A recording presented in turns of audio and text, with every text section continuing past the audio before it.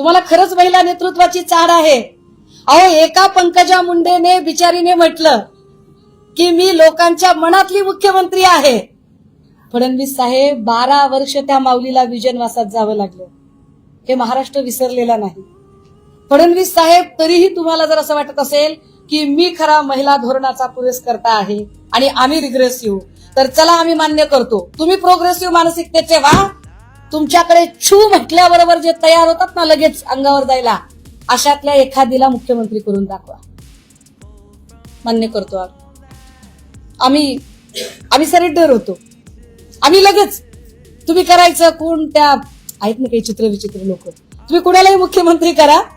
चला त्या 1 कोटी सह्यांच्यासाठी आम्ही पण तुमच्या सोबत येतो. कशाला दाखवताय? का खोटं बोलताय? कुणाची फसवणूक करताय? मी महिला आहे. आणि हो, काल तुम्ही जी पत्रकार परिषद घेतली, तुमच्या सोबत एक खासदार, एक मंत्री, एक उपसभापती, एवढ्या बायका असतानाही तुम्ही एकाही बाईच्या हातात माईक दिला नाही. सगळं तुम्हालाच बोलायचं होतं. त्या बिचाऱ्या कळसूत्री बाहुल्यांसारख्या रिमोटवर शांत केल्यासारख्या बसलेल्या होत्या. तुम्ही ठरवून प्रत्येकीला 2-2 मुद्दे पण मांडण्याची संधी देऊ शकला असतात. तुम्ही ते केलं नाही. मला काहीच बोलायचं नाही.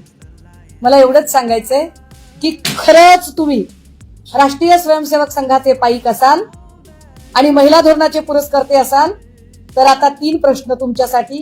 1, स्त्री भ्रूण हत्या ही डॉक्टर श्यामाप्रसाद स्त्रियांच्या हक्काच्या विधेयकाची पहिली भ्रूण हत्या ही डॉक्टर श्यामाप्रसाद मुखर्जी आणि मदन मोहन मालवीय यांनी का केली होती, कशासाठी केली होती, याची उत्तरं तुम्ही द्यायची.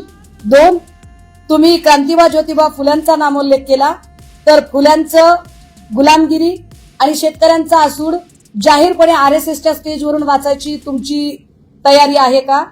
3, फडणवीस साहेब, पळ काढायचा नाही. हा, मी खूप लहान आहे. मी म्हटलं ना की तुम्ही चांगदेव, खूप लहान आहे. पण काल तुम्ही चर्चा वगैरे म्हटलात. काल तुम्हाला तसं तो सुप्रियाताईंनी पण सांगितलंय. काल मीही तुम्हाला सांगितलंय काही चॅनलच्या माध्यमातून. तुम्ही वेळ ठरवा, तुम्ही दिवस ठरवा, तुम्ही काय ठरवायचंय ते ठरवा. आणि हो, चौघींना एकत्र बोलवा, चौघींना वेगवेगळं बोलवा किंवा एकटीला बोलवा. हा, पण तुम्ही चर्चाच नाही केली तर मात्र तुम्ही सत्याला सामोरे जायला घाबरताय असा त्याचा अर्थ होईल. सत्याला सामोरे जायची तयारी असेल तर केव्हाही विथ डेटा माझी बोलायची तयारी आहे.